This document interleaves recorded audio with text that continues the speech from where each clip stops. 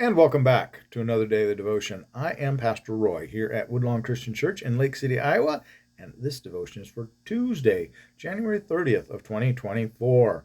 We are in the Gospel of Mark, and we're about halfway through chapter 7. Today we're going to look at verses 14 to 23.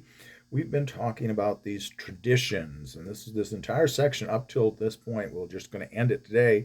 The Revised Standard Version calls the tradition of the elders. Now, the people that Jesus is addressing is going to switch today. He's been replying to the Pharisees and the scribes, and now he's going to turn his attention to the people that are following him, the rest of the folks that are there. The scribes are following along, and the scribes were sent out, or the scribes and the Pharisees and the elder, or the priests rather, were sent out to follow Jesus around and kind of question him and figure out who he is. Because if somebody came and claimed to be a prophet or the Messiah, they'd investigate those things. Or if they heard that there were healings, they went out and investigated those things to see what's going on. So obviously there's people following Jesus around trying to check him out and see what's up with him. That's why you have all of these questioning going on all throughout the Gospels. Just as an aside. So let's jump in at verse 14. We're going to go to 23 and talk about it just a bit. And he called the people to him again and said to them, "Hear me, all of you, and understand. There is nothing outside a man which by going into him can defile him, but the things which come out of a man are what defile him." And when he had entered the house and left the people, his disciples asked him about the parable. And he said to them, "Then are you also without understanding? Do you not see that whatever goes into a man from outside cannot defile him, since it enters not his heart, but his stomach, and so passes on? Thus he declared all foods clean. And he said, what comes out of a man is what defiles a man. For from within, out of the heart of a man, comes evil thoughts, fornication, theft, murder, adultery, coveting, wickedness, deceit, licentiousness, envy, slander, pride, foolishness. All these evil things come from within, and they defile a man. Okay, best to remember that the beginning of this section, where the Pharisees and the scribes were questioning Jesus, they were questioning about why his disciples were not washing their hands properly in the ritual washing of their hands, because they, again, it wasn't about germs. So Jesus is not talking about something making you sick here. There's certainly things you can eat that will make you sick. There are things you can eat that will kill you. Be careful out there. It's not talking about that. He's not talking about germs with the washing of the hands. It's talking about trying to get right with God, to be in a ritual purity. And that's the whole thing about Jesus talking about what you eat doesn't make you ritually pure or not. So that's why they can say here, thus he declared all foods clean. Otherwise, it kind of makes no sense. But they're talking about purity laws here and about being able to go into the temple, to be in communion with God, to be right with God. And so what Jesus is saying is the things that make you wrong with God are not the foods you're eating.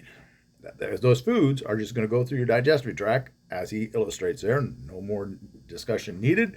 We're trying to be polite today. Kind of odd for me, but whatever. At any rate, those are not the things we're talking about. That's just food. That's food. We're not talking about the things. The things that defile you are what push you away from God. And the things that push you away from God are your behaviors and your thoughts. Okay? And then he goes to do, it's a pretty scary list, because it's a list that almost certainly will convict everyone. If you can skate by with any of these, or with all of these, hopefully you haven't done all of them, but there's going to be one or two that, or more, that are going to pin you down. We're going to make you go, I wish you wouldn't have said that one. Evil thoughts,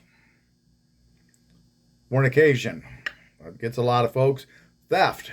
Well, theft of what? Well, theft can be a pretty broad topic, actually. Even intellectual theft, kind of a thing.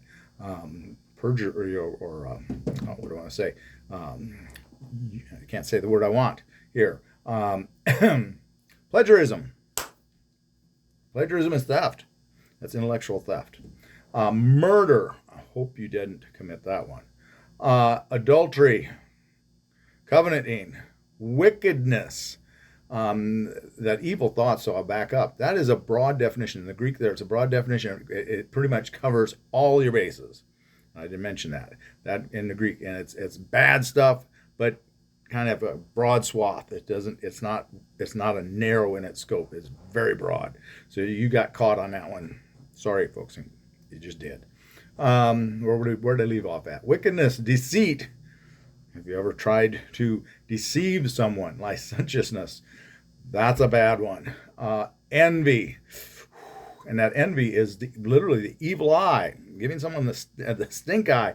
You don't like them because they are better than you, or you want what they have. That's coveting, really. But it is envy, or envious of them. It literally is the evil eye.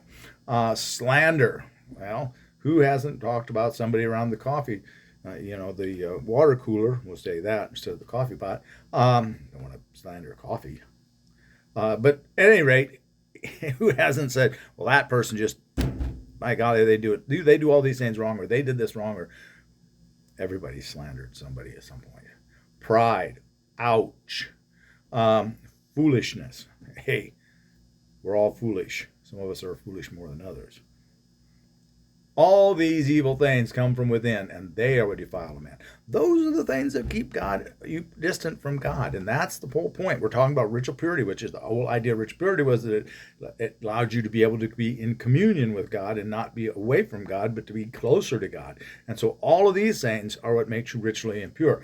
That's what Jesus is saying. It's not about washing your hands. It's not about washing the cup. It's not about what you eat or don't eat. And again, that's why he has declared all foods clean.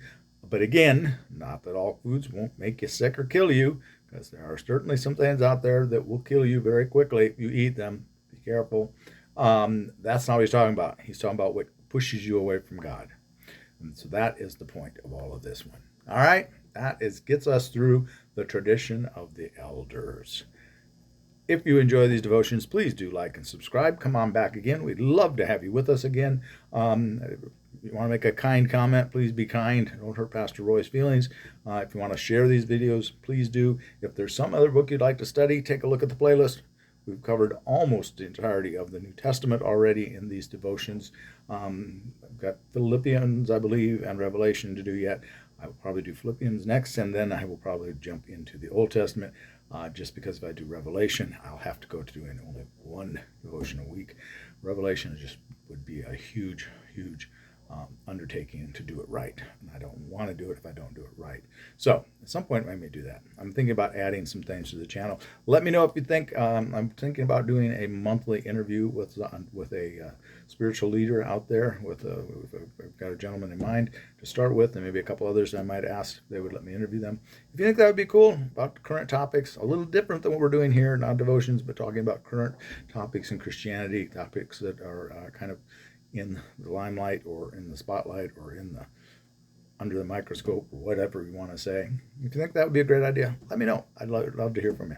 Have a blessed one. Please, please, please be a blessing to someone today. God loves you. Bye-bye.